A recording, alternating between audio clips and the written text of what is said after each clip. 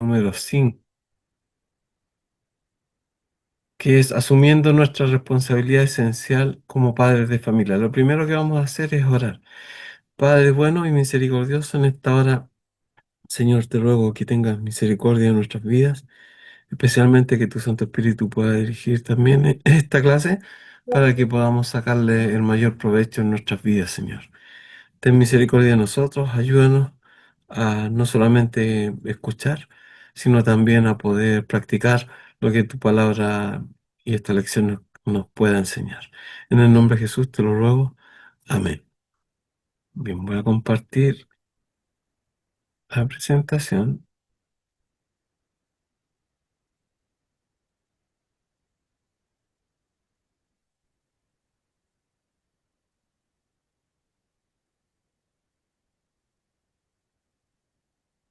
Bien, entonces,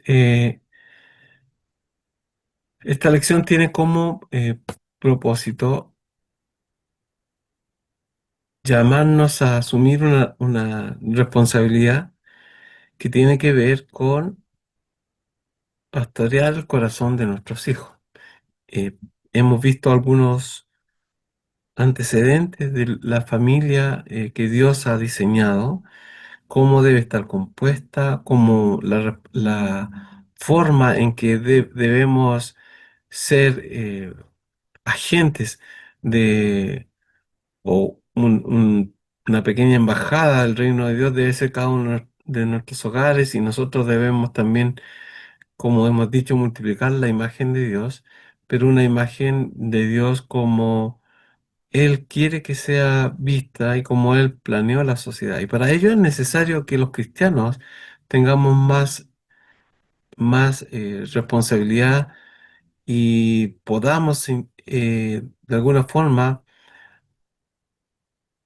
estar dentro de este contexto social que es tan hostil hacia el cristianismo, pero que ellos sean los que vean en nosotros el modelo perfecto para que una sociedad funcione. Entonces, dentro de estas cosas, también nos toca a nosotros, como padres de familia, asumir, porque sabemos lo que debemos hacer y ahora debemos asumirlo. Entonces, de eso se trata esta lección con respecto a la educación de nuestros niños y cuál es la educación más importante que nosotros podemos darle a ellos.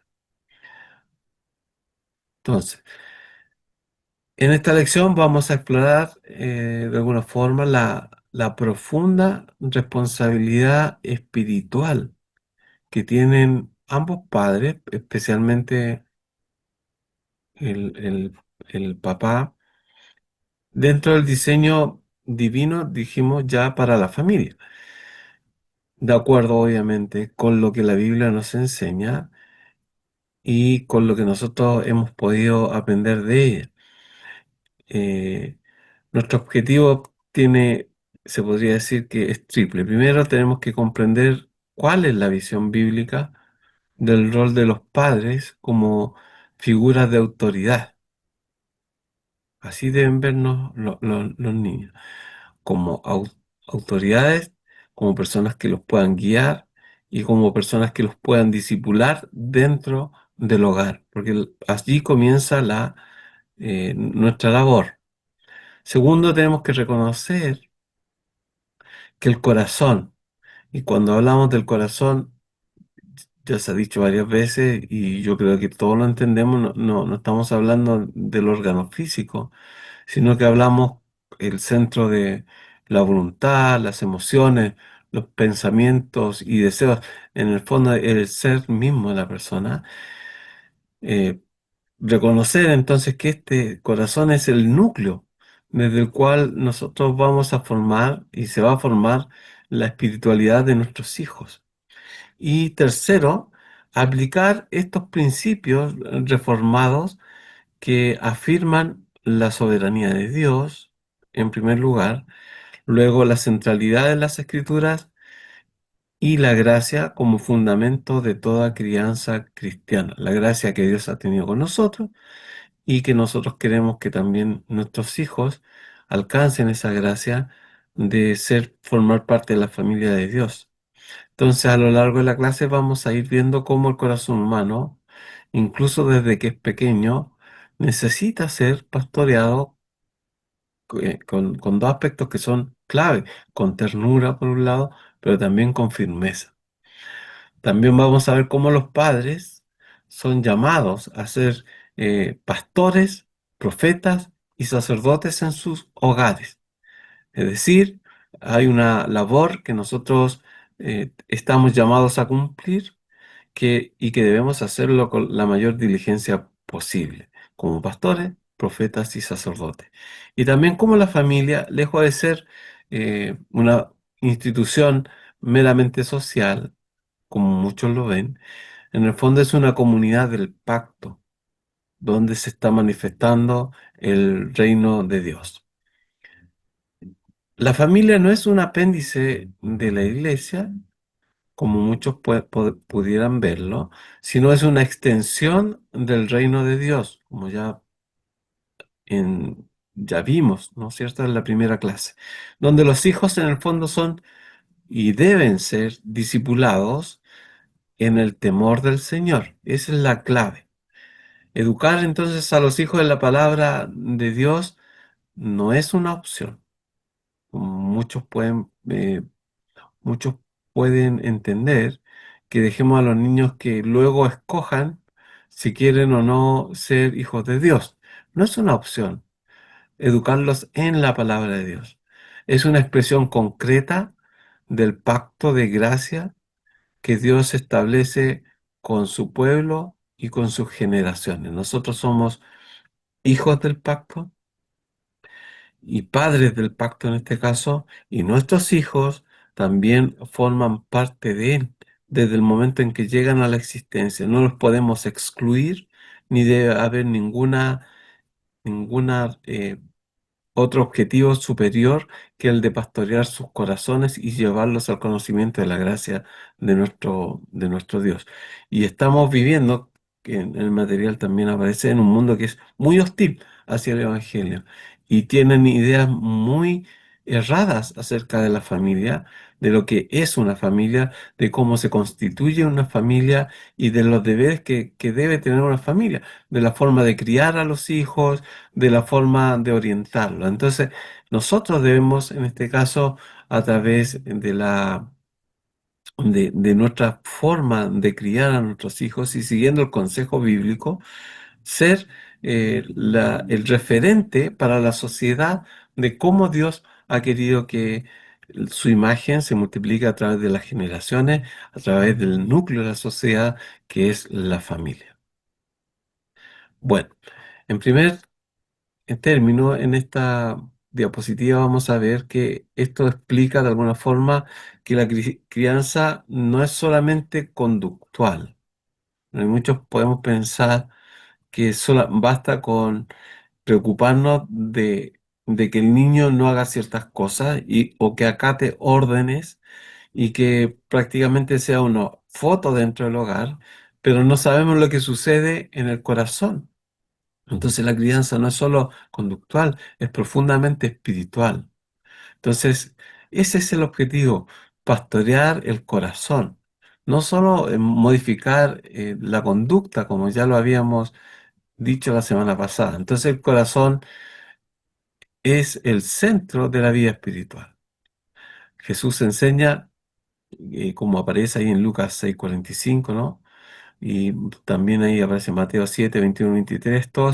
Todos estos pasajes nos enseñan que de él, del corazón, de la parte espiritual, del ser interno, ¿no?, brotan las acciones. Los niños nacen con una inclinación al pecado, como todos nosotros, y obviamente necesitan ser guiados desde que nacen, desde que nacen. Entonces la Biblia presenta esta visión que es profundamente espiritual del corazón humano.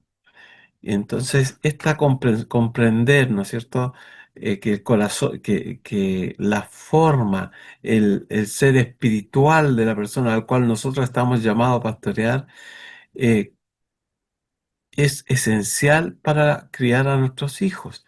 En Lucas 6:45 dijimos, Jesús enseña que el corazón es la fuente de donde brotan todas las palabras y las acciones. Como podemos, vamos a leer ese versículo que es muy importante, Lucas 6:45.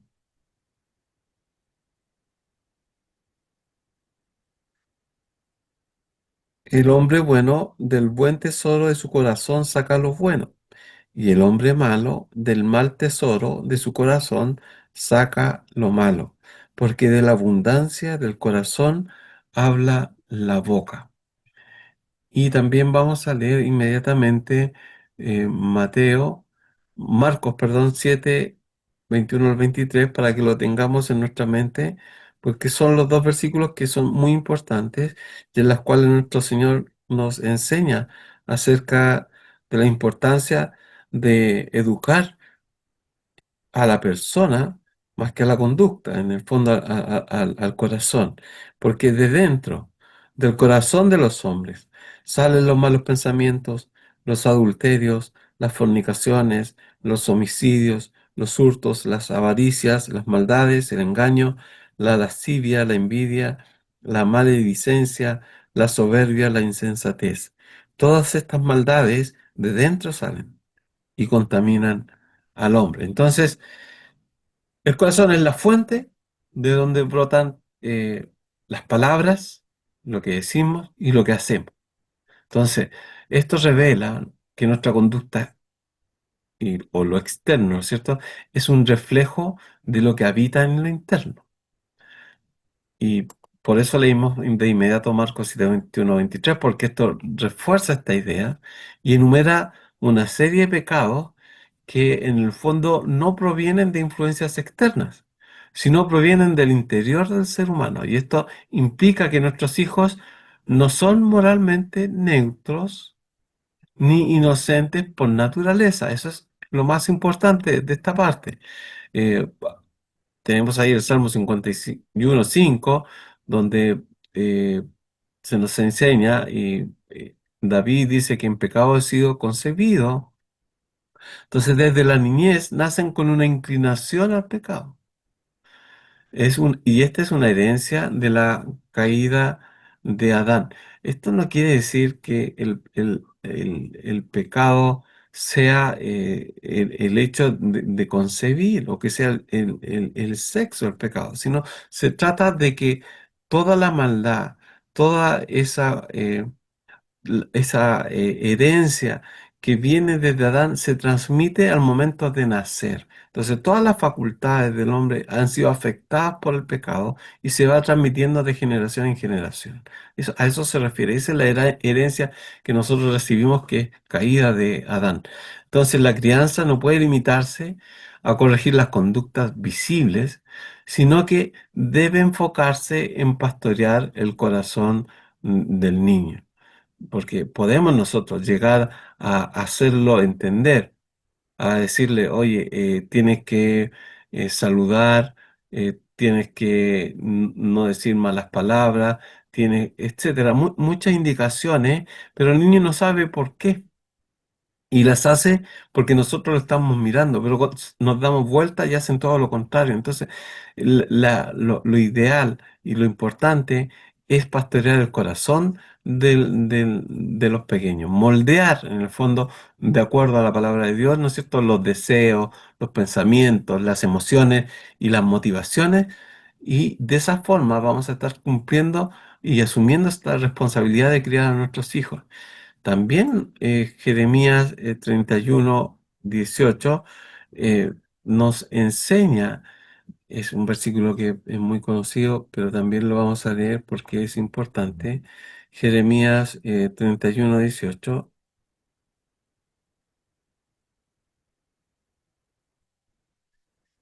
escu- Jeremías 31:18,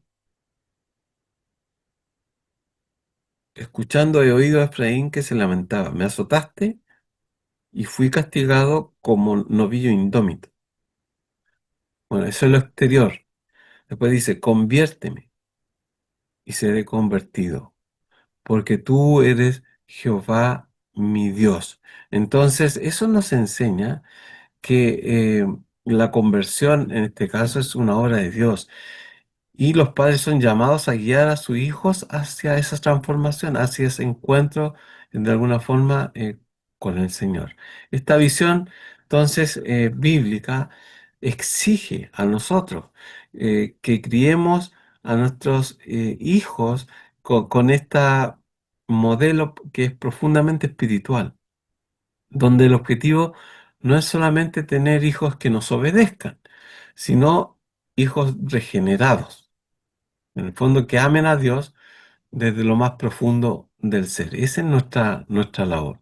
Y aquí tenemos un cuadro donde todo lo que hemos dicho está esquematizado. Entonces ahí tenemos el corazón, eh, que en el fondo es el ser interno de las personas, es donde está nuestra voluntad, nuestras emociones, donde está nuestra mente y nuestro entendimiento. Y de ahí brotan, ¿no es cierto?, las elecciones, las actitudes. Y aquí hay algunas emociones, alegría y tristeza, los pensamientos, opiniones, de ahí aparecen toda lo que hemos hablado, ¿no? De lo que es externo, parte, ¿no es cierto?, de aquí, de nuestro interior, de del asiento, ¿no es cierto?, de la voluntad, que así se define muchas veces al corazón, y donde están todas esas cosas: voluntad, deseos, motivaciones, ideas, creencias, anhelos, apetitos. Entonces, si este corazón está bien pastoreado, entonces lo externo no va a ser un problema. Pero si nosotros nos preocupamos solamente de lo externo, vamos a tener problemas y nuestros hijos van a tener problemas para poder comportarse de acuerdo a lo que la Biblia nos enseña cómo debe ser nuestra vida. Y lo más importante es conducirlos a que ellos se conviertan, porque son pecadores. Entonces el padre, la figura del padre, de acuerdo a lo que la Biblia nos enseña, eh, trasciende, ¿no es cierto?, el rol tradicional que nosotros conocemos de solamente un proveedor, como muchas veces no, se enseña en el mundo secular, ¿no? Tú eres el proveedor del hogar, eh, o la autoridad disciplinaria, o sea, tú eres el que lleva la rienda del hogar y ahí se acaba. En la palabra de Dios se nos enseña que el padre es llamado a ser un sacerdote, el sacerdote del hogar. En el fondo es una representación espiritual de Dios ante sus hijos. La autoridad que ellos ven en el Padre se asemeja a la autoridad de Dios, y así debería ser. Y por eso es tan importante que nosotros cuidemos nuestro testimonio, el testimonio que le damos a nuestros hijos. Entonces, esta responsabilidad de sacerdote implica, obviamente, enseñar, modelar y, lo más importante, transmitir el Evangelio de forma constante y vivencial. Entonces, eh, el ejemplo vale mucho más que las palabras. Entonces, si nosotros decimos, tienes que orar, y jamás nos ven orando, y jamás oramos con ellos, entonces va a haber un problema allí, ¿no? Entonces, esa es nuestra responsabilidad mayor: transmitir el Evangelio de forma constante y vivencial, tal como nos enseña, y ya hemos leído, ¿no?, Deuteronomio 6, 4 al 9, que establece, ¿no es cierto?, un patrón que es súper clarito, ¿no es cierto? Dice: el Padre debe hablar, ¿no es cierto?, la palabra de Dios en todo momento, siempre, al levantarse, al acostarse, al caminar. Entonces, así se va integrando esa enseñanza bíblica en la rutina diaria. Así le enseñamos a nuestros hijos por qué hacemos lo que hacemos, por qué nos comportamos como nos comportamos, por qué saludamos al vecino, por qué ayudamos al prójimo, etcétera. Vamos integrando lo que hacemos con lo que la palabra de Dios nos enseña. Y eso debe ser todo el día. No solamente apartar un día a la semana, sino todo el día, es 24/7. Entonces, Y esto es súper importante porque muchas veces nosotros descansamos o muchas familias descansan también en que esta educación se la tiene que dar la iglesia eh, o los colegios, ¿no es cierto? Pero en el fondo es una vocación que es personal, que es nuestra, que debemos asumir nosotros, por eso se llama asumiendo nuestra responsabilidad y debe ser continua. Entonces el padre es un sacerdote, también es un pastor, ¿no es cierto?, que va guiando el corazón de sus hijos hacia Cristo. Y también es profeta porque proclama la verdad de Dios en el contexto familiar. El declarar la palabra de Dios, de alguna forma, es lo que se conoce como el rol profético. Entonces, como portador del Evangelio, tenemos esa misión de ayudar a nuestros hijos a descubrir cuál es su lugar dentro del reino de Dios. Pero muchas veces lo único que anhelamos nosotros es mostrarles cuál es su vocación, qué es lo que tienen que estudiar, ¿no es cierto? Para qué eres bueno, etcétera. Nos enfocamos en eso y descuidamos que lo más importante es que tenemos que conducirlos a Cristo y conducirlos a entender cuál es su rol dentro del pueblo de Dios, dentro del reino de Dios.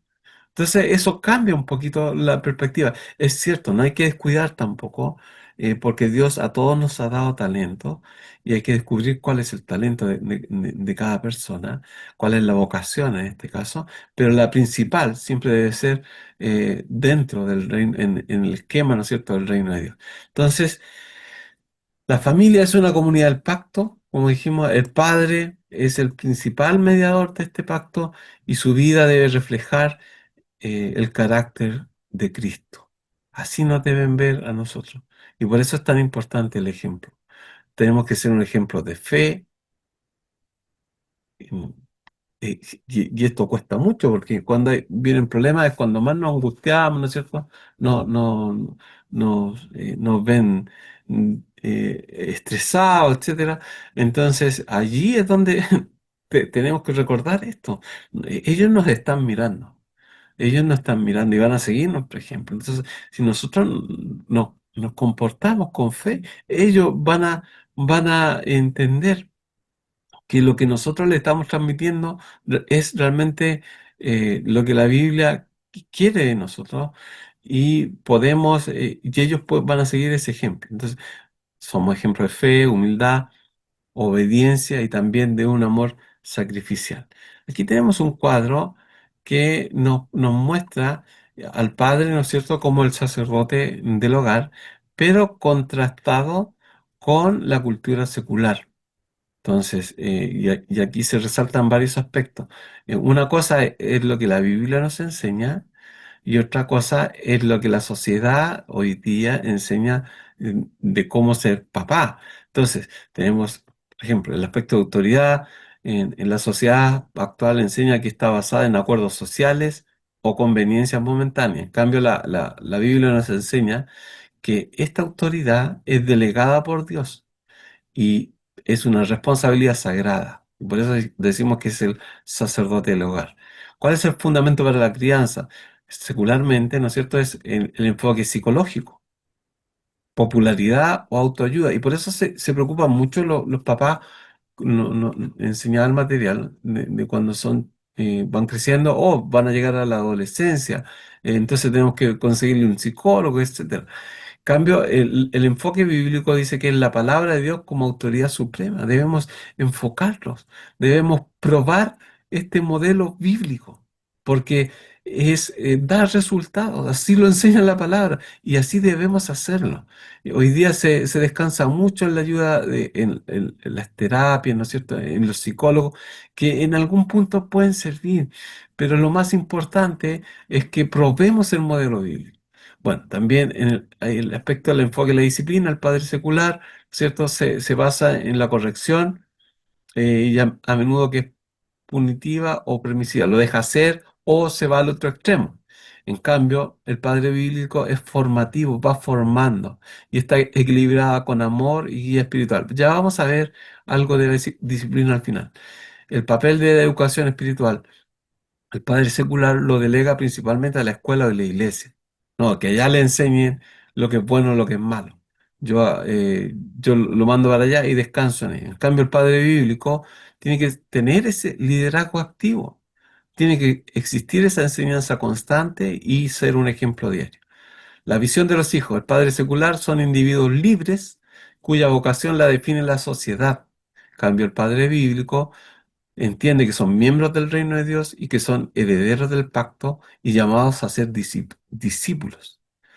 La relación con los hijos del padre secular está influenciada por normas culturales y tendencias sociales, así lo ve. O sea, lo que la sociedad dicta es lo que el niño se debe adaptar a esa sociedad. En cambio, el padre bíblico está basado en el amor agraciado, respeto, dignidad y discipulado del corazón. La meta final en la crianza del padre secular es que sea autónomo y que se adapte al medio, a la sociedad. El padre bíblico es formación en santidad, propósito divino y testimonio del evangelio. Y en cuanto a la respuesta a las presiones culturales, el padre secular enseña que debe tener flexibilidad para aceptar modas y tendencias. En cambio, el padre bíblico tiene que enseñarle a su hijo que debe existir basado en los principios eternos del Evangelio. Si hay algo que contradice la escritura, él por ningún motivo debe seguir. Bueno, veamos ahora la naturaleza pecaminosa de los niños. Y ahí tenemos una línea de tiempo, ¿no es cierto? Nace en pecado y es necesaria la conversión. Una de las verdades entonces que más nos confrontan y de alguna forma que duele mucho, ¿no? Pero es esencial en la teología bíblica seria, es que los niños, desde que nacen, no son moralmente inocentes, sino que nacen con una naturaleza pecadora y que, ya dijimos, heredan de Adán. En Romanos 3:23, ¿no es cierto? Dice, por cuanto todos pecaron y están destituidos de la gloria de Dios. Entonces, este todos incluye a todos, no, niños, jóvenes, adultos, abuelitos, todos pecaron. Eh, Y ahí el material es bueno que se revise bien, porque si decimos que los niños son moralmente buenos cuando nacen y que en algún punto se hacen malos, eso contradice muchas de las doctrinas fundamentales de nuestra fe. Y ahí aparecen con más detalle. Usted, su deber es leer el manual, ¿no? Pero la Biblia cuando dice todos han pecado, no establece distinción de edad y el Salmo 51:5 que también lo leímos, lo mencionamos delante, que David dice que en maldad he sido concebido, afirma eso, que fuimos concebidos en pecado, implica entonces que existe una inclinación al mal que está presente desde que comenzamos a existir, desde el inicio de la vida prácticamente, porque también en el material aparecen dos referencias a pequeños, hay un salmo que dice, mi embrión vieron tus ojos, entonces ni siquiera había nacido. Y hay otro que también era Isaías también, que estaban desde pequeños, desde el vientre, estaban predestinados para ser hijos de Dios. O al revés, en el caso de Jacob y Esaú, a Jacob amé, a Esaú aborrecí, sin haber antes nacido. Bueno, entonces esta inclinación al mal está presente desde el inicio de la vida. Y esta realidad exige de nosotros como padres, que reconozcamos que nuestros hijos no solamente necesitan ser educados formalmente en cuanto a la cultura, ¿cierto? En cuanto a enseñarle a leer, a aprender las ciencias como la matemática y todas las demás, sino lo más importante que ellos necesitan, más allá de esta educación eh, formal, es la redención porque son pecadores. Entonces, nuestra crianza no se puede limitar solamente a formar buenos ciudadanos o niños obedientes, porque a veces nos conformamos con eso. Nuestro, nuestro deber más grande es apuntar a la conversión genuina del corazón de nuestros hijos. En Mateo, ahí aparece Mateo 18, 11, 14, Jesucristo compara a estos pequeños, compara al niño con una oveja perdida. Entonces muestra, en el fondo, dice que el pastor deja las ovejas para ir a buscar a esta pequeña, porque es muy importante para eh, que ella sea parte del reino de Dios. Como vamos a leerlo, Mateo 18, 11, 14.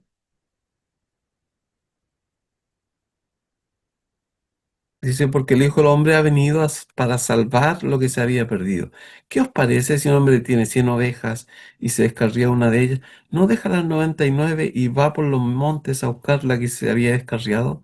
Y si acontece que la encuentra, de cierto os digo que se regocija más por aquella que por las 99 que no se descarriaron.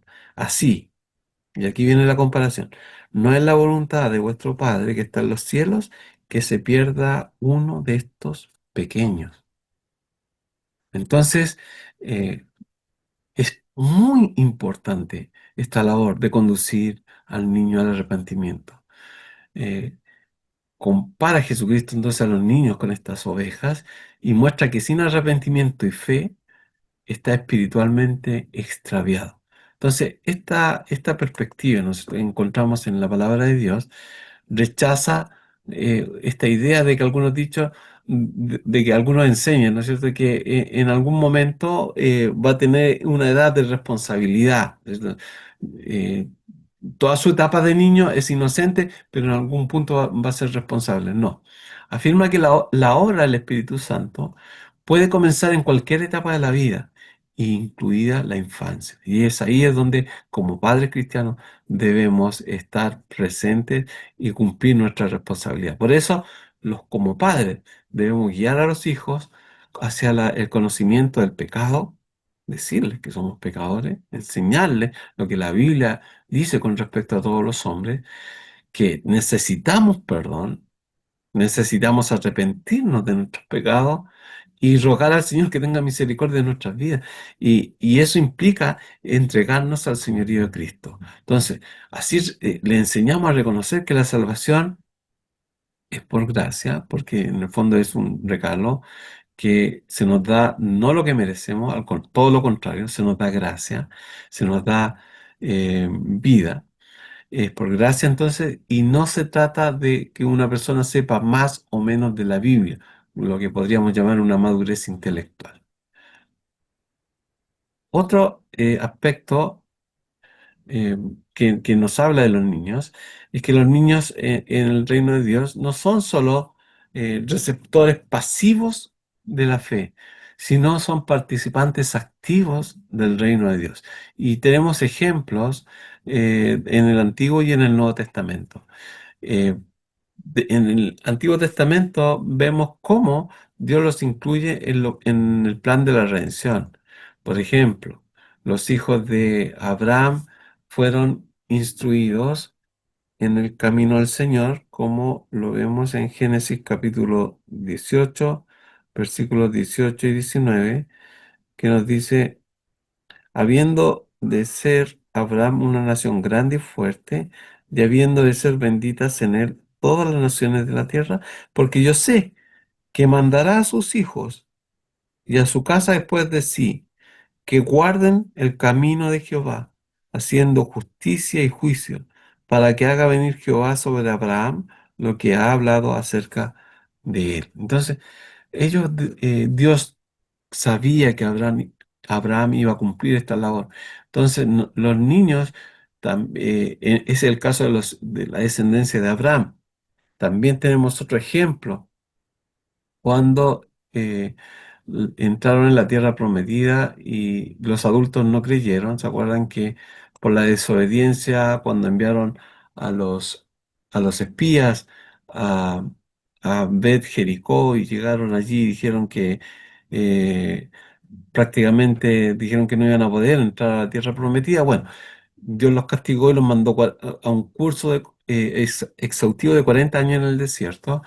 Y todos esos niños que ellos decían que iban a ser muertos en el desierto, al final heredaron la tierra prometida. Y eso está en Números 14, 30 al 32. Entonces vemos que estos niños también heredaron y eh, fueron utilizados por Dios en el plan divino acerca que tiene trazado, en el propósito eterno que tiene trazado para la redención.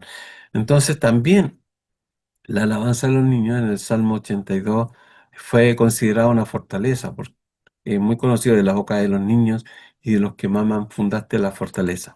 En el Nuevo Testamento, Jesús no solamente bendice a los niños, sino que los presenta en el fondo como un modelo de fe y humildad. Entonces, eh, él afirma en algunos pasajes, ¿no es cierto?, como Mateo 11, 25, 26, que muchas cosas que están ocultas a las personas que son más sabias ha sido revelado a los niños. En este sentido, el niño entiende que necesita salvación, entiende lo que es el pecado. Entonces, muchas veces los niños son receptores más rápidos para entender el Evangelio. Y por eso y son más humildes, ¿no es cierto? Aceptan el Evangelio en forma eh, más fácil que un adulto. Eh, y por eso se presentan como un modelo de fe y humildad. Eh, esa fe sencilla, ¿no es cierto?, que expresan los niños es la que se espera, ¿no es cierto? Debería ser el estándar para las personas que llegan al reino de Dios. También vemos a un niño participando activamente en uno de los eventos más conocidos del Nuevo Testamento, como es la multiplicación de los panes y los peces. En Juan hay 6, ¿no es cierto? Del 8 al 9 vemos que este niño andaba con una canasta y algunos panes, muy poquito, pero a partir de eso, ¿no es cierto?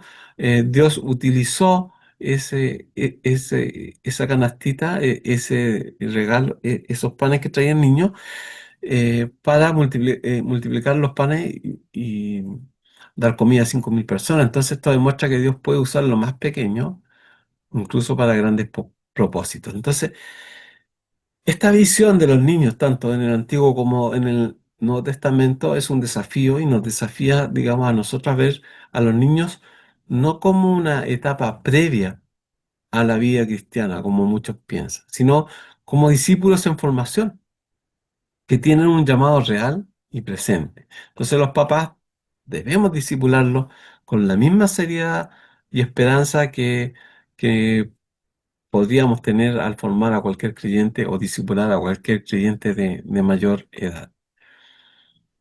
Veamos ahora la visión de Dios para la familia. Entonces, desde el principio de la creación, Dios diseñó la familia con un propósito trascendente, ¿no es cierto? Ahí vemos el núcleo de la familia, en la sociedad. ¿Y cuál es ese propósito? Reflejar su imagen, por un lado; por otro lado, extender el reino, multiplicarnos; y en tercero objetivo o propósito es vivir en comunión con Él. Entonces, lo repetimos, el propósito de la familia es reflejar la imagen de Dios, extender su reino y vivir en comunión con Él. Y eso ya lo vimos, ¿no? En Génesis 1, 26 al 28, cuál es el propósito de Dios para la familia. Entonces, el mandato de fructificar, multiplicarse y sojuzgar la tierra que aparece ahí, no es solo una orden biológica, como muchos pudieran pensar. O sea, el propósito de la familia es tener guaguas, solamente no es eso, sino es una misión espiritual. Tiene una trascendencia mucho mayor. Entonces, la familia es una comunidad del pacto donde dentro de la familia lo que se espera es que se forme el carácter de los pequeños, se transmita la fe y se cultive la obediencia a Dios. Entonces, no es solamente una estructura social accidental, que se formó así, ya tenemos una familia. Es una institución divina que tiene un llamado eterno. Dios deseaba. Y por eso se creó la familia, ¿no?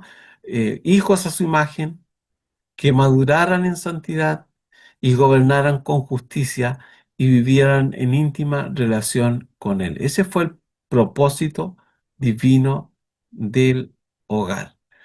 Esta visión entonces se extiende no solamente en el inicio de Adán y Eva, ¿no? Sino también en el Nuevo Testamento, donde la familia sigue siendo el contexto primario para el discipulado. Allí empieza el discipulado, allí comienza a ejecutarse nuestra responsabilidad como sacerdotes y pastores de nuestra familia. Entonces, la familia es vista en el fondo como una iglesia doméstica donde los padres, como dijimos, son pastores y los hijos son los discípulos en formación. Y eso es lo que debemos hacer. Por tanto, criar hijos no es solamente una tarea natural, sino también es una vocación espiritual que participa activamente en el avance del reino de Dios. Veamos ahora la disciplina y la formación y vemos que la disciplina eh, y formación espiritual eh, no es una forma de castigo arbitrario, porque mucha gente podría pensar, asociar, ¿no es cierto?, disciplina con un cinturón, ¿no es cierto?, o con un castigo físico. No es una forma de castigo arbitrario, sino es una expresión profunda del amor de Dios hacia sus hijos. Por tiempo no podemos leer todos los versículos, pero Hebreos 12, 5 al 12. eh, ese vamos a leer porque ese es uno de los más descriptivos con respecto a este argumento. Hebreos 12, 5 al 12.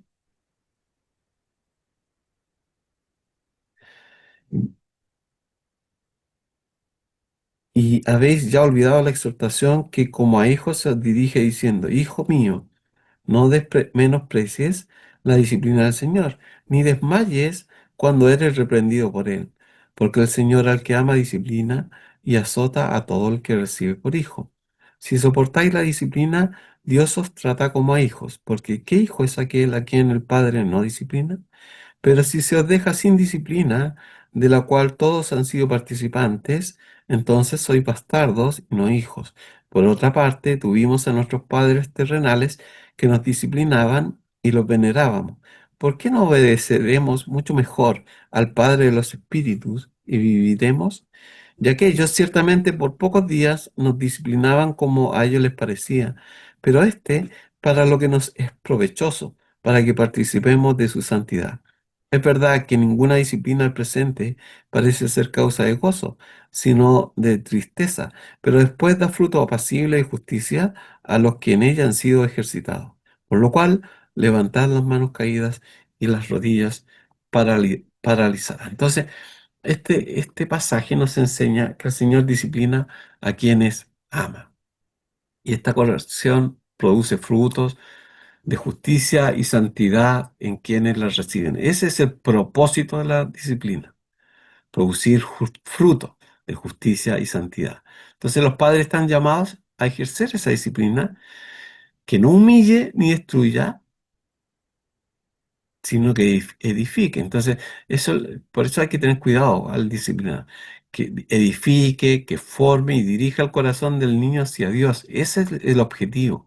La disciplina debe estar acompañada de gracia, enseñanza y ejemplo, pues los hijos aprenden de dos formas, por lo que les decimos, pero mayormente por nuestro ejemplo, por lo que observan en nosotros. Entonces, la Escritura afirma que los hijos son herencia del Señor, como aparece ahí en el Salmo 137, 3 al 5, y como tales tienen que ser guiados con sabiduría y ternura.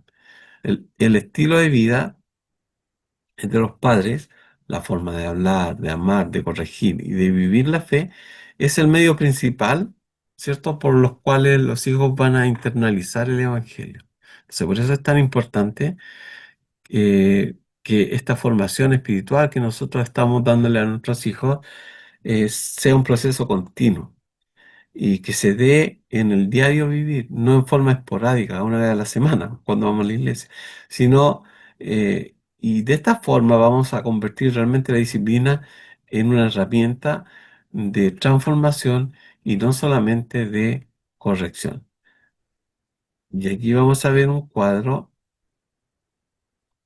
acerca de la disciplina bíblica y la versus la disciplina o el castigo secular, porque hay diferencias, ¿no? La disciplina bíblica tiene que estar basada, ¿no es cierto?, en el amor, y el castigo secular muchas veces está basado en la ira o frustración. Entonces la recomendación acá es que si usted está airado, en ese momento no aplique una disciplina a su hijo. Espere a calmarse antes de aplicar esa disciplina. La disciplina bíblica también es corrección con propósito. O sea, nosotros estamos corrigiendo para guiarlos hacia un mejor camino. En cambio, el castigo secular es una reacción impulsiva. O sea, él reacciona frente a lo mal que lo está haciendo la persona en ese momento y a partir de eso lo castiga. En cambio, si nosotros tenemos que determinar en qué falló nuestro hijo y tratar de corregirlo para dirigirlo hacia ese propósito. La disciplina bíblica tiene que ver con la formación del carácter.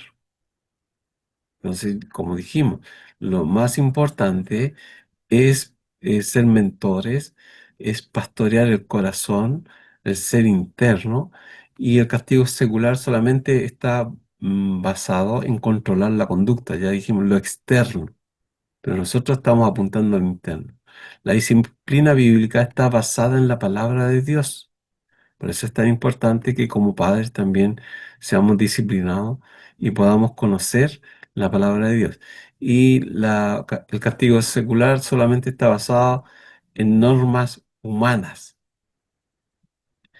La disciplina bíblica busca la restauración y el castigo secular lo único que produce es temor o resentimiento. Entonces, esta es una guía para que nosotros también podamos aplicarnos en la disciplina de una forma bíblica, que no destruya a nuestros hijos. Efesios, eh, bueno, en el material aparece toda la relación que debe tener el padre con el hijo, en el fondo una relación de respeto, una relación de que el niño vea que lo que en lo que se le está disciplinando tiene que ver con lo que la palabra de Dios exige de cada uno de sus hijos. Bien, entonces vamos a cerrar. Al concluir, ¿no es cierto? Esta lección podemos ver que es fundamental eh, estos tres puntos clave. Primero, que hemos comprendido que el corazón del niño es el centro de su vida espiritual y que toda formación cristiana debe comenzar allí.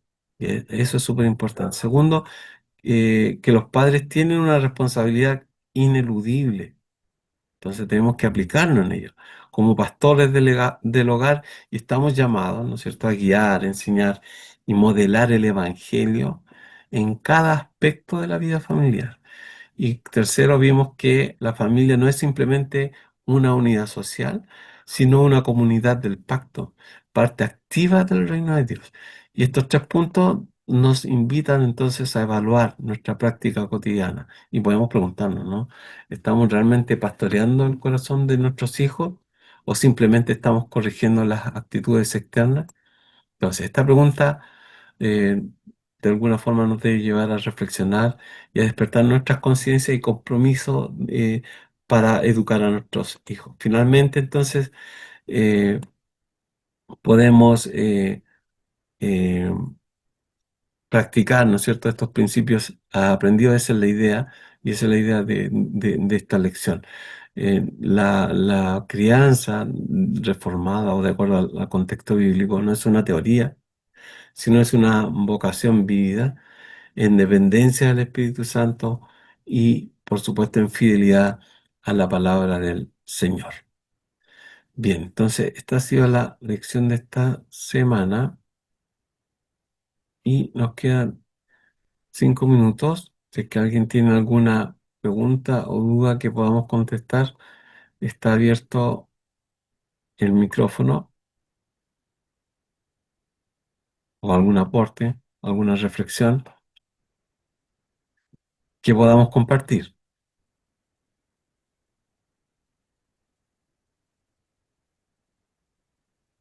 Hermano Andrés, acá. Hola, Uh, hola. Hola, bendiciones a todos. Eh, Como han dicho algunos hermanos en otras oportunidades, estas lecciones son pegan fuerte, pegan súper fuerte en nuestra labor como papás, sobre todo en el tiempo que estamos viviendo, donde pareciera que quienes está haciéndose cargo de nuestros hijos hoy no somos nosotros. Y lamentablemente no es ni siquiera la iglesia, sino que el Estado está tomando una labor sumamente fuerte en la crianza de los hijos al punto de que quieren quitar la responsabilidad de los padres sobre ellos. Mm, Entonces, en ese sentido, esto cobra mucha relevancia y es de mucha preocupación. O sea, que abramos los ojos, nos demos cuenta y que podamos tomar acción de nuestros hijos, que además son nuestra responsabilidad, mm, y en ese sentido tenemos que presentar el Evangelio a ellos.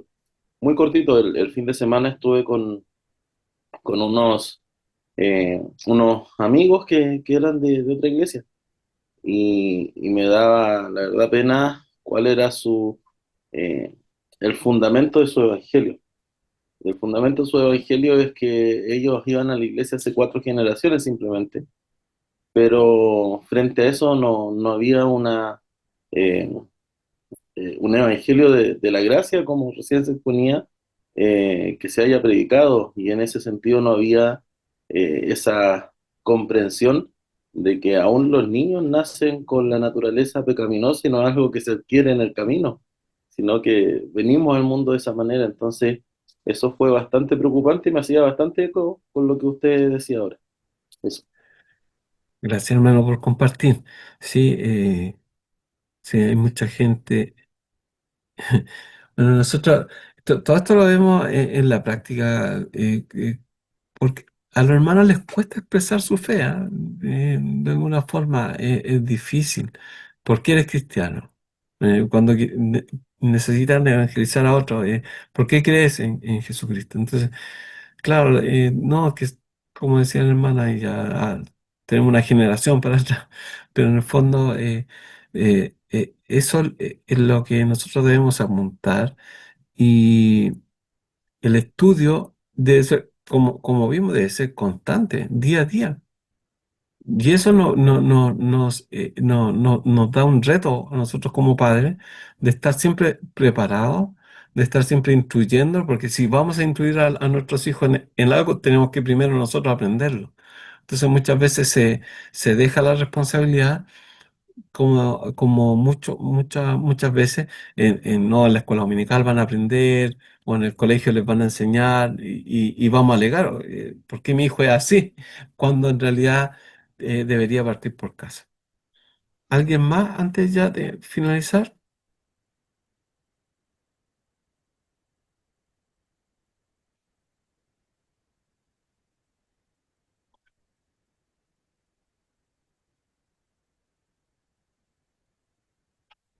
El material, bueno, material, eh, no vemos todo el material, acá hacemos un resumen, pero tenía muchas cosas importantes. Por ejemplo, a mí me llama la atención cómo la relación, ¿no es cierto? Cómo establecer una relación bíblica. Y hablaba del respeto, del aprecio y de la estima. Cómo debemos dirigirnos a nuestros hijos para que ellos se dirijan así hacia nosotros. Entonces, este es una relación de ida y vuelta. Entonces, está súper bueno, es súper condensado, pero tiene muchos aspectos que pueden ayudar sobre todo en la crianza de los niños. Así que la invitación es a leerlo, a estudiarlo, a profundizar en él y en el material adicional, porque nos va a ayudar un montón.